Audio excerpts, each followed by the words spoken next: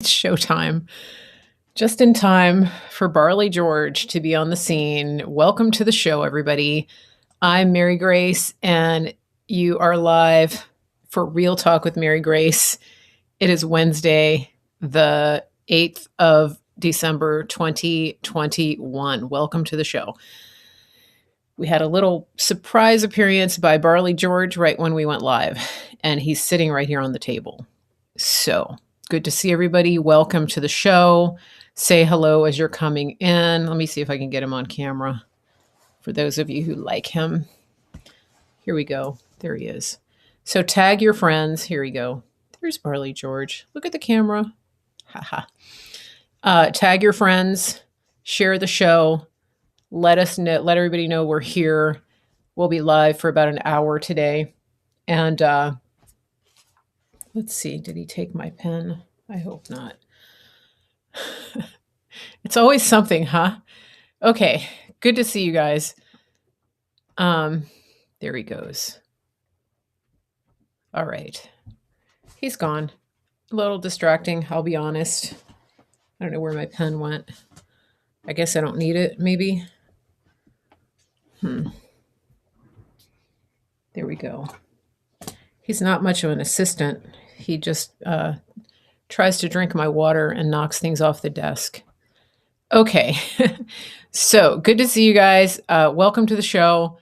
And we've got a lot to talk about today. We're going to talk a little bit about just some things from the Bible. I've been reflecting on a few things about government and the Word of God. And also we're going to talk a little bit about the current government, such as it is the Brandon regime. We'll see how things are going for them. And what else? Oh, yeah, I just had a few observations about what's going on with Epstein and the trial and that kind of thing. So stick around. We've got a lot to talk about. And I hope that everybody enjoys the show. Make sure you share this, comment, leave a comment, but also tag people. And if you're on Facebook, share it into groups that you belong to and tag your friends, mention them, whatever you need to do. But also, as you come on the channels, don't forget to follow the channel. So if you're on Cloud Hub, channel 111, follow channel 111. That's where the show is. We're also on Facebook, Mary Grace Media, YouTube, Mary Grace Media. So please actually follow the channel, like the show, click the thumbs up, but also follow the channel. That really helps. And then when you come back after the fact, if you watch the replay, leave a comment, and that way other people see the show in their feed. Here we go. What should we start with? Why don't we start with Brandon and Putin? Somebody just reminded me of that. I watched a little bit of the video yesterday. Brandon did a teleconference with Putin, and it was kind of interesting because if you remember, Putin did not go to the last big globalist conference that they had, the big globalist meeting. I think that it was the G8, G20. The number is based on how many governments are represented, right? And I think Putin boycotted it. Is that the case? And so Brandon comes on Zoom or whatever they're using, and he can't get the he doesn't, the mic's not working. I mean, it's amateur hour. Every single day with these people is amateur hour. And so he gets on the mic. I don't know if you guys saw this video, but he can't hear. Nobody can hear him because he forgets to turn on the volume. They have to fix that for him. And then he literally waves to Putin with both hands. What is this, Romper room? I mean, who does that? This is supposedly the leader of the free world. And you can see just by Putin's body language, I mean, President Trump actually wrote about it. I mean, Putin knows that he can eat this guy for lunch. And Brandon says, oh, well, I missed seeing you at the G whatever. And, hopefully the next time we meet, it'll be in person. And Putin literally, first of all, Putin has an interpreter. I'm pretty sure he understands the English. And so he's sitting there and he's literally rolling his eyes. He doesn't even respond. How do you respond to this clown show? How do you respond? he's sitting there and he's just going, he's just like, are we serious right now? Is this serious? Are we having a serious conversation? Is this guy for real? That's his body language. And I mean, it's so, it would be, I say the word sad, but that's not the whole of it. It's criminal. I mean, this guy is an imposter. He doesn't belong there. And I mean, everything about Putin tells you that he knows. He knows who this person is. He knows the dirty secrets. And the crazy thing about this is that everybody that's been screaming about Trump, the whole Russia nonsense, Russiagate, all of that, it's the same as always. The Brandon administration, Joe Biden, his entire orbit has been pro-Russia, sympathetic to Russia, the things that Russia has gotten away with, not to mention Ukraine, the Ukrainian oligarchs that pretty much own Brandon and his family. Let's not even get into China. But the thing is, the people, these leaders, regardless of what you think about them, they have respect for President Trump because he's alpha. He's alpha like they are. And they have zero respect for Brandon. I mean, honestly, even if they had a shred of respect before, it was completely blown out of the water when he did this nonsense. I mean, like jazz hands on a teleconference with another world leader. Who does that? Seriously, I mean, what is he going to audition for Riverdance next? This is insane. This is supposedly the leader of the free world having a teleconference with the president of I guess you call it the Russian Federation. I got nothing. I got no words. I'm sure you don't either. And then to take the embarrassment even further, as if that weren't enough yesterday, that yesterday was the 80th anniversary of the bombing of Pearl Harbor. Now, the only reason we know that, well, we know it because we're patriots, but from a governmental standpoint, the only reason anybody knows that is that President Trump put out a statement and a memorial statement. But guess who didn't put out a statement? Guess who didn't breathe a word about Pearl Harbor on any of their social media? No statements, no official statements. Guess who didn't go to Hawaii to commemorate the 80th anniversary of Pearl Harbor? You guessed it, Brandon, basement dwelling, Biden, Brandon, criminal usurper, didn't even mention Pearl Harbor. There was no mention of it. He put a lid on at, I think, 4:15 p.m., and George News published his agenda for the day, and there was no mention of Pearl Harbor. It's not like they got behind schedule and couldn't talk about it. They completely ignored it. They hate you. They hate your history. They hate your military. They hate everything about you. And this isn't the first time they've snubbed the military. This isn't the first time they've done this. They've done it on Veterans Day. They've done it on every opportunity. Every time there was an opportunity to honor our men and women in the service, to honor the fallen, to honor the sacrifices made by this country, nothing. They absolutely, it's like they don't exist. And, for those of you who had family who served in World War II, there are still remaining people from that time, people who were in Pearl Harbor. My dad had 3 brothers who were in the Navy at the time. And, this is just, it's reprehensible. There's no excuse. There's no excuse. And so we'll see what happens. You'd think that these blue checks on Twitter that will, you'd think that blue checks on Twitter, the sanctimonious blue checks that spent 4 years, picking at, basically picking at Trump's, like navel lint, going through his trash, trying to find anything on him that would bring up dirt about him. You would think that they would at least maybe call out Brandon maybe ask the question, hey, what about the 80th anniversary of Pearl Harbor? Is the administration going to talk about that? Crickets. Crickets from the so-called journalists in the mainstream fake news media. Not a word. Nothing. But we shouldn't be surprised. What else about him? Oh, so speaking of embarrassing, the Brandon administration got smacked down again by the federal courts. I was going to say something else, but it wasn't PG. They got smacked down again by the federal courts on these vaccine mandates. And I, for one, am very happy about that. Yesterday, a federal judge in, I believe it was Georgia, um, put a stop to the mandates for federal contractors. And the thing that it's a good thing because it's leading the way. These injunctions against these mandates are very important.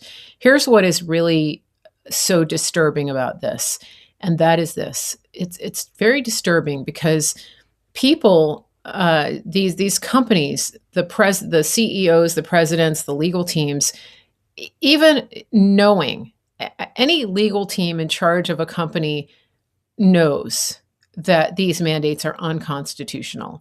And yet they went ahead with them and they pushed and encouraged and allowed these companies to coerce their employees into getting the shot, even knowing that it was going to be challenged in court. And to me, that is criminal. And also, they coerced people and strong arm them into taking the shot at the threat of losing their jobs, even knowing that they were going to get struck down in court. I mean, any lawyer worth its salt would know, okay, this isn't going to last. It's not a law, and yet they didn't intervene to stop the companies from going forward with this coercion and bullying of their employees. And I hope that people at these companies who were coerced and threatened with their jobs, I really hope that they sue. I hope that there are class action lawsuits against these companies that didn't stand up to the tyranny. Because, we're coming to a day of reckoning. And I don't think it's far off. I think we're already seeing it in some respects. What do I mean by that? There are people out there who will say things like, okay, this is, God's judgment, America's going to fall, et cetera, things like that. That's not what I'm talking about. That's not what I believe. I actually believe that America is going to come back stronger than ever. And I believe that it is because of God's promises and because of the prayers of the saints who are invoking his promises and the covenant that he made with the founders of this country, but also because of the courage of people who have stood up and who have done the right thing and who have refused to bend the knee. That is what is happening right now. And by reckoning, what I mean is that the people who have done what they have done, knowing full well that they're in violation of the law, not to mention in violation of human rights, I believe that there is a reckoning coming. I believe that these people are going to meet a reckoning in a number of ways. And for those of you who are frustrated by the judicial and legal system, I get that. There are times when I wonder if it can ever be salvaged.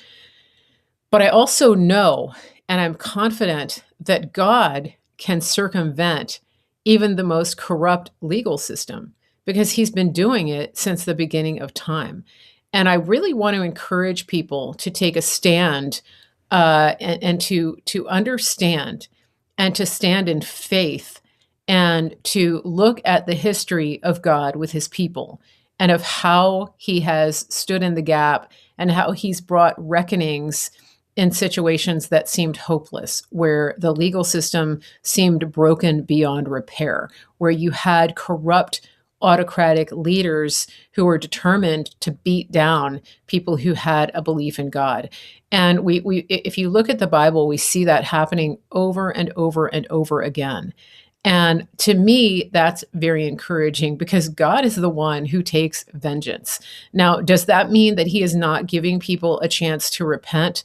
No, it doesn't mean that. But I do know, and I've actually had a dream about this, that there are people who have been given a chance to repent, and they've missed their window, for lack of a better word.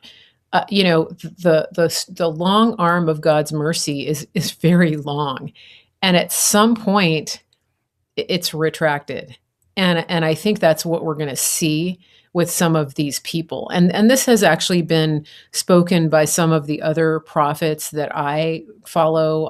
I think Robin Bullock has seen this as well, maybe Amanda Grace, and so it really corroborates.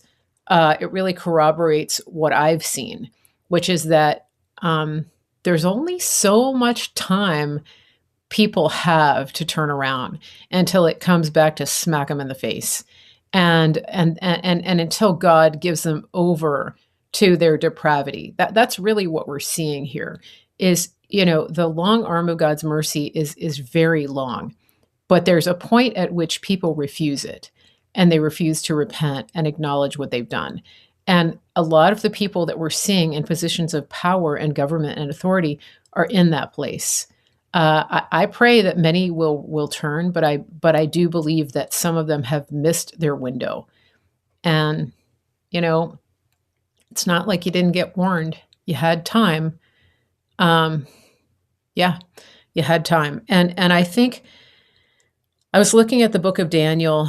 I was listening to Pastor Robin Bullock talk about this over the past couple of days, and I think Amanda Grace actually had a word from the book of Daniel as well. And I think it's very interesting when you look at the situation, the whole book of Daniel. Now, there's a lot. It's pretty deep. I've done a couple of studies on the book of Daniel, and there's a lot of interpretation. There's a lot of stuff in the book of Daniel about end times.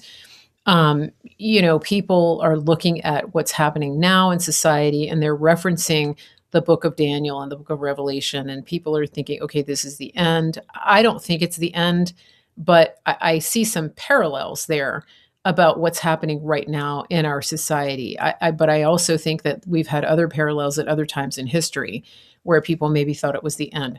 But putting that aside, putting the eschatology, the end times eschatology aside, I want to talk to you a little bit about what I've seen in the book of Daniel, just from a governmental perspective. And there's other parts of the Bible where I'm seeing this as well. I really think that now is the time. This is a time. We're in a time where God is showing people, showing the world that he is very much involved in government, and he's very interested in government, and he has been from the beginning of time. And one of the reasons that we have so many problems right now is that the church has abdicated their role of the church in government. And when I say the church, I'm talking about the church universal, the body of believers in Jesus Christ, and the I would say the Judeo-Christian community. Okay, that they have abdicated and turned over positions of authority to the enemy, to the godless commies, as it were, and that has been a big mistake. And because of it's been a big mistake, and the reason that I think it was allowed to happen is because Christians have been manipulated for a very long time into believing that separation of church and state is actually a thing, and that it means that there should never be any mention of God in any governmental or educational entities at all. And that couldn't be further from the truth. And the reason that I think that, and the reason that I believe that, is because it's right here in the Word of God, and especially in the book of Daniel. And I was thinking about this because, throughout history, throughout biblical history, it's very clear. It's been very clear that God is interested in government. In fact, in the book of Isaiah, chapter 9, the prophecy of the Messiah, the word literally says, and the government will be upon his shoulders. That seems pretty important to me. Now, the Jews thought that he was going to replace the Roman Empire, that Jesus was going to be the king, literally in that sense. However, I would submit that he is king, that he is head of our government, and that he's going to be put back in his rightful place. And I think that the things that we're seeing happen right now would indicate that. But let's go back a little bit in history and see, what is it that I mean when I say that God is in government and that he cares about government? Well, first of all, um, you know, the world doesn't function without government. It just doesn't. I mean, you either have anarchy or you have governance. And, from the very beginning of time, you go back and you look at the way that nations are governed. There's always somebody in charge, or some buddies, or a government body. And here's the thing: when God is left out of the equation, there's tyranny. There's always tyranny. Always, every time. The people are oppressed. When God is brought back into the equation, there's justice. There's rule of law. I mean, I can't, it's just obvious. And it's interesting to me because the enemies of God have always understood how important government is. They've understood it so much that in the book of Daniel, they actually put the Jews, they put Daniel and his friends in high positions of government. Now, before they did that, if you remember, they captured them, they took them captive, and what is the first thing that they did to these young men? They tried to indoctrinate them. Do you remember that? So they took the young generation from the ruling families of Jerusalem, and they brought them into the ruling house of the king of Babylon, and they proceeded to try to indoctrinate them into the ways of the Babylonian Empire. Why do you think that is? Think about it. Is it any different today? Look at what is going on in our government today. Look at where we are. Look at the education system. What has happened? Who is in government now? The people who have come out of our education system, which has been commandeered and taken over by the enemies of God, by the Marxist, communist indoctrinators. They've indoctrinated our kids. They've indoctrinated a couple of generations now. And now, where are those people? Those people are in positions of leadership. So the enemy knows and understands the importance of keeping God out of the equation. And because of what happened with Daniel and his friends, they didn't succeed. And this is a really good example of how important it is to have God in government. These young men who were brought into the courts of the king of Babylon, they refused the indoctrination. They wouldn't eat their food. They wouldn't pray to their gods because they had a foundation in faith and they understood and knew who their God was. And so when it came time for them to be forced, in this situation, literally the whole society was being forced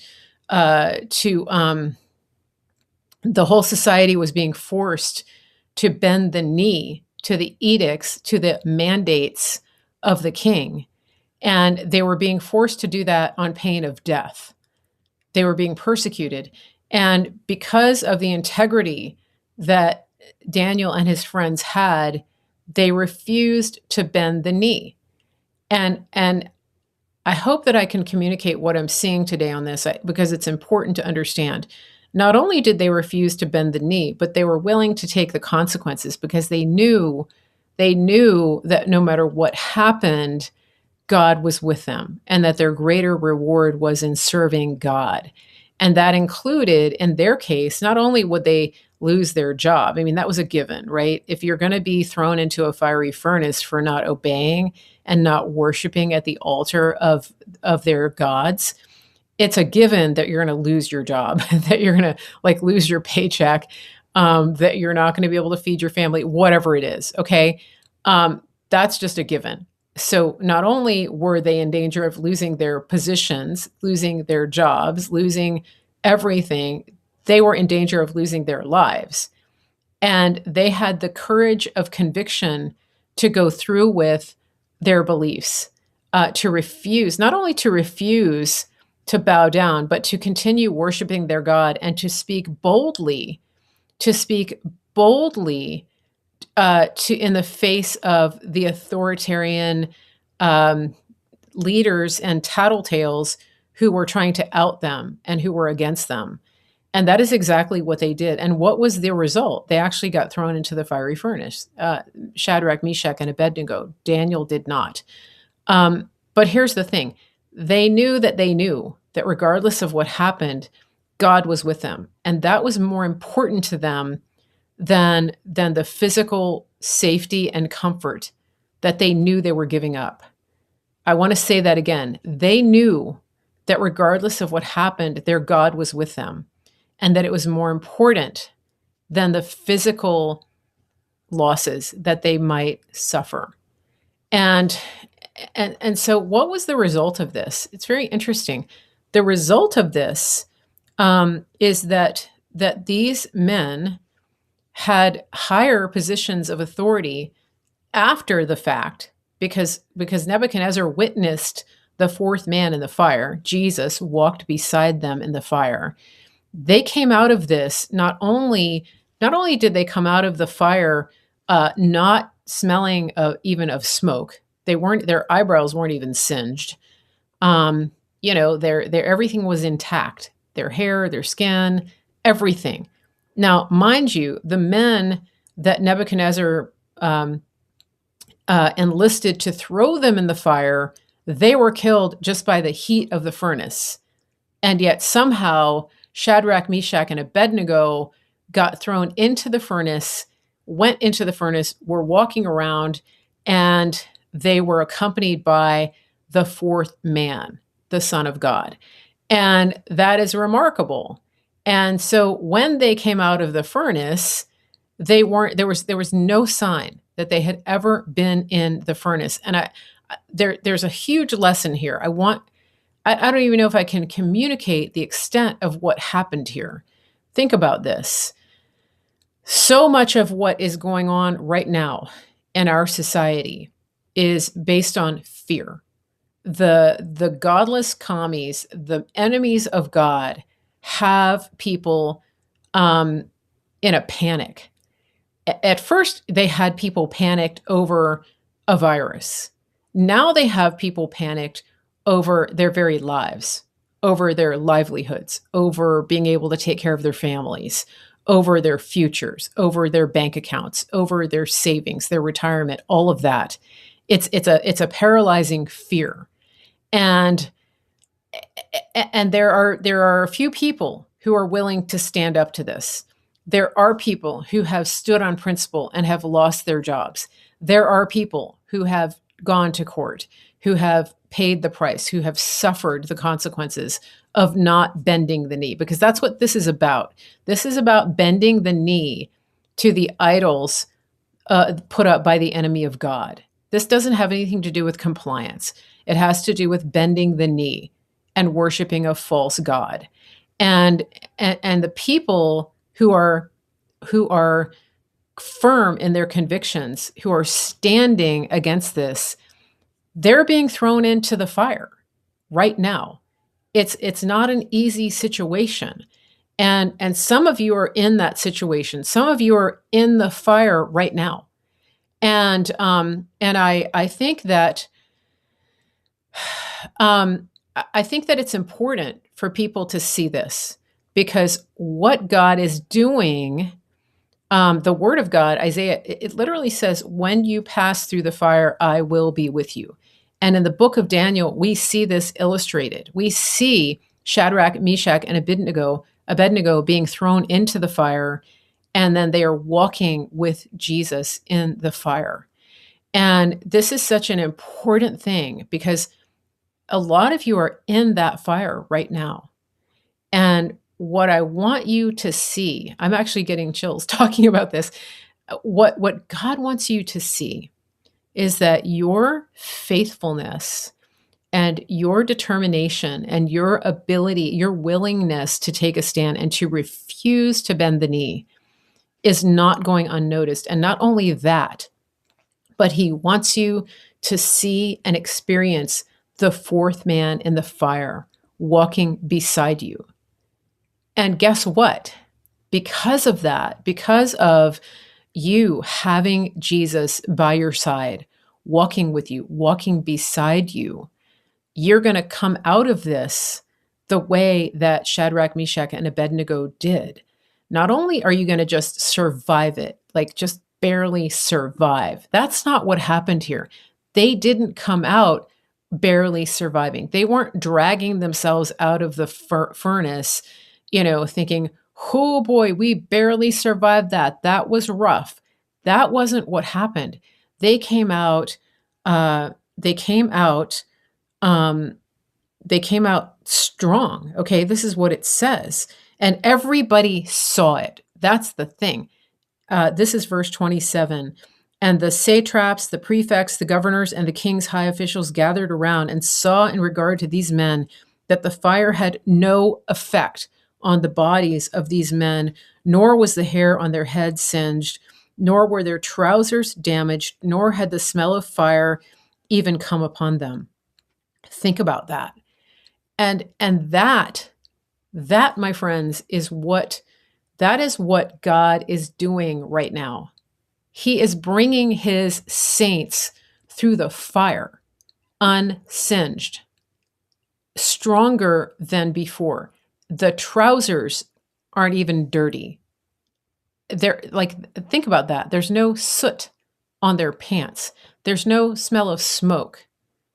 And God did it in such a way that everybody saw. It wasn't just everybody that saw, though. I want to get back to this concept of God and government. Who noticed what happened to the men who stood on principle, who stood on their covenant with God and did not flinch? I'll tell you who noticed it. The government noticed it. The government officials. These people, the satraps, the prefects, the governors, these are governors, mayors, city councilmen, school board members, okay? These people are witnessing what is happening to the believers who are being put through the fire. Managers, CEOs, the people that have enacted these evil acts upon the people of God are witnessing what God is doing. And there's no way that they can avoid what they are seeing. And this is an important thing to understand because, Paul says that we run the race with endurance and that we run for the prize that's ahead of us. Now, some people think that that's like escaping, okay, that you're going to escape this life, that you're just going to wait until the end comes, until Jesus comes and you get taken up to heaven. I don't believe that's what he's talking about. I believe that he's talking about what we're seeing right here in Daniel, that these men are coming out of this situation having walked with Jesus, having seen him face to face in the worst time of their lives, and having come out stronger than before. That's what we're talking about here. And God, in his wisdom, puts the very people that he wants in a position to be promoted when the time comes. And that's what we're seeing. So the people that are standing without growing faint or weary in this process, he's rewarding them. He is preserving you. He is giving you the strength. He's letting you see face to face his goodness. And that is no small thing. And in the process, he's dismantling the governments of the enemies of God. Because, what happened is, in this case, well, Nebuchadnezzar saw and acknowledged the God uh, of um, of Shadrach, Meshach, and Abednego, the God of Abraham, Isaac, and Jacob, right? He acknowledged that, and he actually made a decree that it was against the law to say anything against their God, because he recognized the power of God. He obviously he saw what happened when they were thrown into the fire, and his evil, the evil that he was lined up with, could not match the power of the fourth man in the fire. I'm going to say that again. The evil that motivated the heart of Nebuchadnezzar and his government was no match for the power of the fourth man in the fire. And that is what God is in the process of doing right now through the people who are standing strong, who are being put through the fire. And I want to submit to you that there's no that think about what's going on right now, because the church has been largely silent in government. There's no way for government to see Christians standing up until now. Christians have been basically like secret agents within government, within schools, within all institutions. And it was, unfortunately, let me go back into the history. The reason that the Jews were captured and brought to Babylon in the first place was because of the compromises of King Hezekiah and other rulers of Israel. And you can draw a very powerful analogy to what's happening in our country. Because the people of God have not stood up and have not walked in integrity and have not walked in the strength of will and faith, our country has gotten to the place where it is, where you have governments, where you have a president mandating a vaccine that prevents people from working, where you have full-on tyranny. The reason that we've gotten to that place is because of the compromises of believers. Well, that is not okay with God. And now God is calling the people of integrity, the people of faith, to stand up in the face of the tyranny. And finally, we're getting that. It took the fire of a regime that was installed illegally to bring people to the place where they're forced to stand on their faith, where their back is against the wall and they're challenged. Are you going to bend the knee, or are you going to stand up and stand in your faith in God?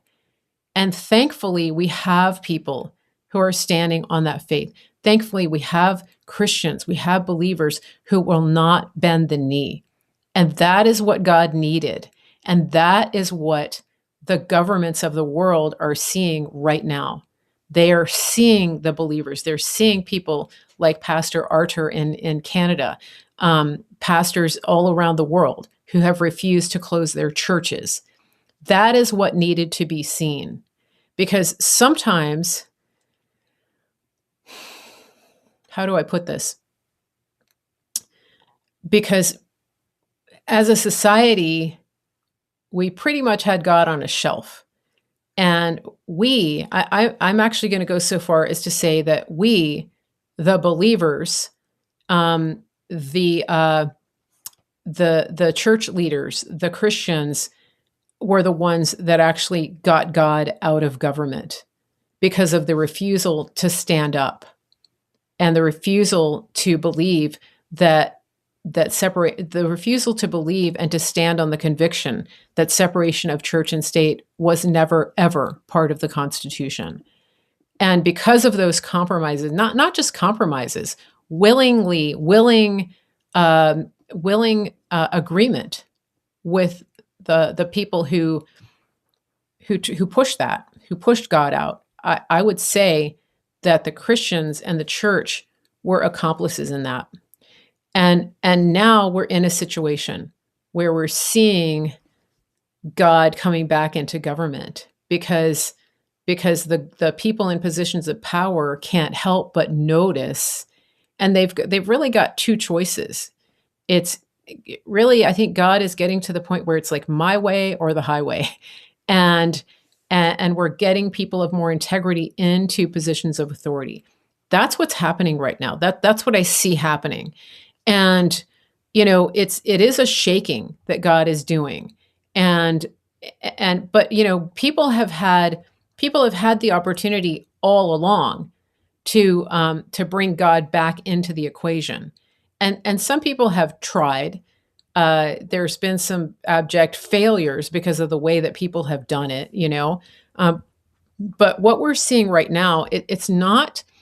Um, I would say that the old way of bringing God into the workplace was sort of like a schmarmy evangelism where you were hitting people over the head with God, and in a lot of ways, like not even living a Christian life. And so people could see through the hypocrisy.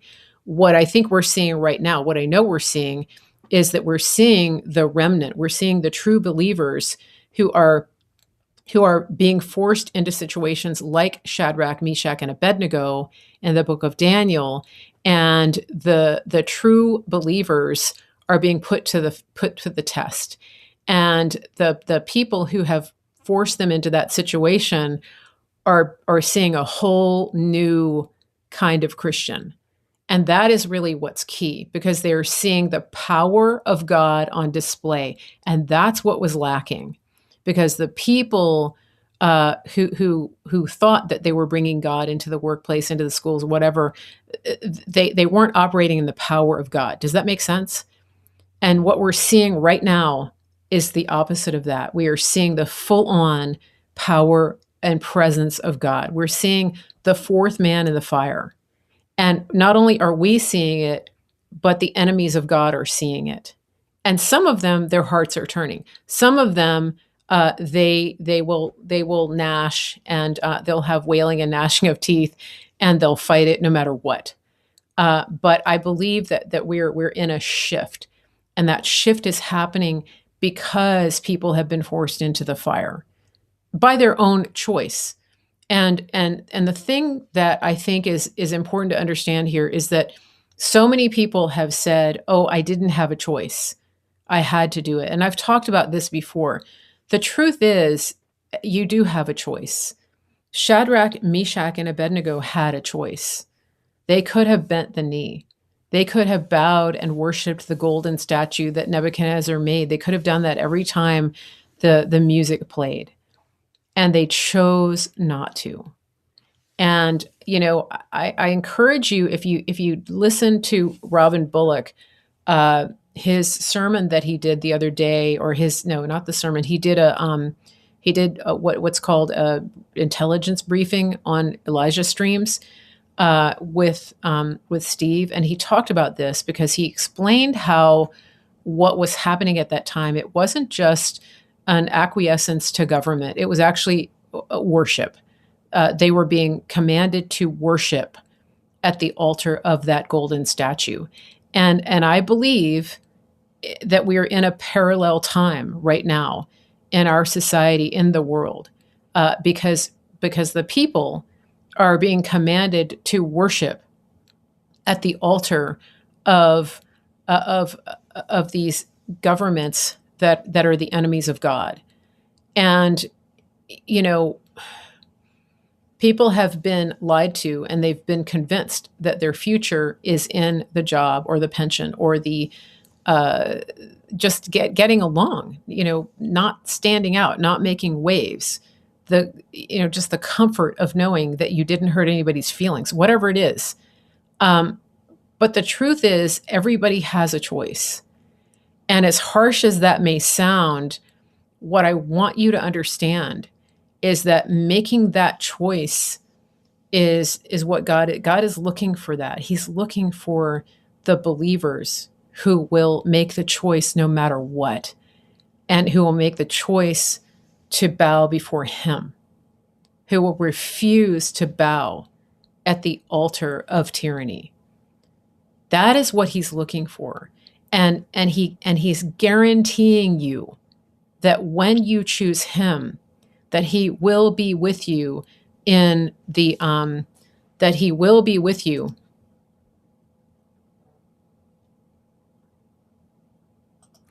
that he will be with you. Oh, I see we have a Jezebel in the chat. Okay. Yeah, I'm coming back to that. Now, I've seen you before.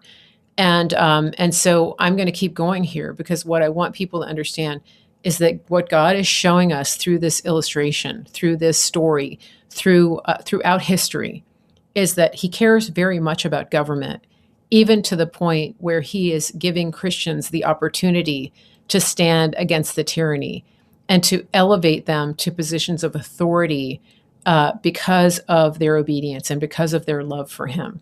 That's what's happening right now. That's what's happening. And I don't want and I don't want people to forget that. This is such an important time. We're in a watershed moment worldwide to see what God is going to do. And so let's see. Yeah, and I do want to address something in the YouTube chat, because this is something that I will not tolerate, and I encourage you as a believer not to tolerate this. I want to explain something to you. The first thing that Jezebel did to the prophets was kill them, and there's a troll in my YouTube chat who just said, "Do you watch the false prophets?" And he's calling Robin Bullock a false prophet. I'm gonna step out right now, and I'm rebuking you, spirit of Jezebel, in the name of Jesus, and I will not tolerate any Jezebel spirit in any of my broadcasts. And so if that's you, you have a chance to understand and recognize that you're cooperating with that spirit, but you will not have a place to talk in any of my broadcasts.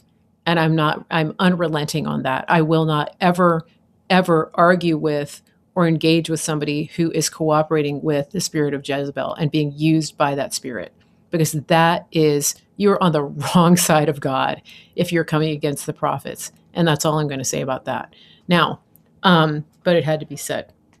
So coming back to what I was saying, I want people to really understand what God is doing here, because there's so much opportunity, and it's very hard. It's hard to watch. I mean, imagine being Daniel and knowing that your friends are standing up for truth, and then seeing them being thrown in the fire. What is happening to your faith at that moment when you see your friends doing the right thing and proclaiming their faith in God, and then poof, there they go, thrown in the fire? Imagine. Well, that's where we are, guys.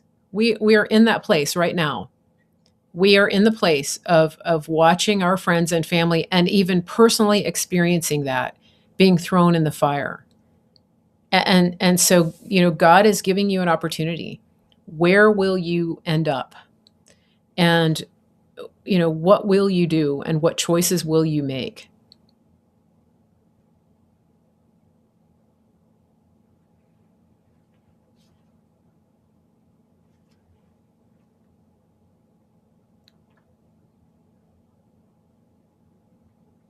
I appreciate all of the chat today. I appreciate everybody in the chat. I haven't seen many people on Facebook, but I know you're here. And this is this is a sobering message, I think, today, but encouraging. It should be encouraging to you. Everybody's in a different place. But, it's like, do you know that you know that you know who God is and what his promises are? That's the big question. Okay. Now, I had some other things that I wanted to talk about, but I think this is I don't really want to water down today's message. I think it's important that we don't get sidetracked from this. What I wanted to say is that I will be back tomorrow at 1 p.m. Eastern. And then also later tomorrow, I am going to be interviewing Rachel Ham. As you recall, she was supposed to be on the show a few weeks ago, and then things just intervened and prevented that. I will be interviewing her tomorrow. I haven't decided whether we're going to do it live or whether I'm going to record it and upload it for another day. If I'm going to do it live, I will try to give you a heads up. I'm meeting with her at 5 p.m. Eastern, so you might just want to keep that on the back burner in case I decide to go live. Yeah, so just think about that. Somebody just mentioned on YouTube there is a song, There Was Another in the Fire. Yeah, that's a really good song. I think it was put out by, was it Bethel? Bethel, maybe. Okay. I can't remember, but I do know that song. Oh, there's Larry Norris. Okay. Oh, yeah. Larry is reminding people that right now Elijah Streams is only posting on Rumble because they got kicked off YouTube because Johnny Enlow was over the target. Yeah. So there's that. But yeah. So yeah, Rachel Ham, I will be interviewing her tomorrow. I'm very excited about that. She's wonderful. She's a very strong woman of God. And, she's a woman who has been through the fire on many fronts and come out just stronger than ever. And so I want to encourage you to look for that interview. It will either be uploaded onto all of my channels or we'll do it live. If I do a recording, we may be able to go deeper into topics that would be censored on other channels. So if that's the case, then look for it on YouTube, on Rumble and CloudHub. I haven't decided yet. We'll just see what happens, but definitely check on my Rumble channel for that. And then some of my other broadcasts as well. I keep forgetting to tell people, I am on Rumble, Mary Grace Media on Rumble. I'm also on Getter under Mary Grace. And of course, when Trump's platform launches, I'm going to be on that as well, on Trump Social, on Truth Social, Trump Social, Truth Social, whatever it is. That's it. So lastly, make sure you send me an email. If you want to get superfoods. That is info@marygracemedia.com. People are starting the Ultimate Lifestyle Transformation in January. That's a great time to get your resolutions and to do a major transformation. So don't forget about that. The best thing to do is to get other people together with you to do a transformation, and then you can have some accountability buddies. The other thing too is CBD. Those of you who want CBD, you can go to shopwithmarygrace.com and you can get the link for that. There it is, shopwithmarygrace.com. I'm absolutely loving the CBD. I encourage you, and it makes a great gift. You can get soft gels. You can get the 500 ml CBDs, and I think it's like $50 or $60. So if there's somebody special that you want to get a nice gift for, that's a good thing. That's pretty affordable, and they'll thank you for it. Okay. I think that's it. Thank you so much to my moderators. Thank you so much to everybody for the chat today. Don't forget, I will be back tomorrow at 1 p.m. Eastern right here on Mary Grace Media. If you're coming in for the replay, if you're coming in to watch the replay, please, if you're coming in to watch the replay, please leave a message and also tag your friends and share this in all of the groups and chats that you belong to, especially on Facebook. Share it into groups. That helps us to get the word out. Let's see. I think that's it for now. Pray for me, pray for my family, pray for President Trump and his family. There's a lot going on, and there's a lot going on behind the scenes. Pray for the judges right now who are presiding over very important trials. Pray for them to be protected, not to make bad decisions in responses to threats. Pray for them to make the right decisions. Okay, let me put my header back up here. See your chat. All right, everybody have a wonderful day, and I will see you tomorrow.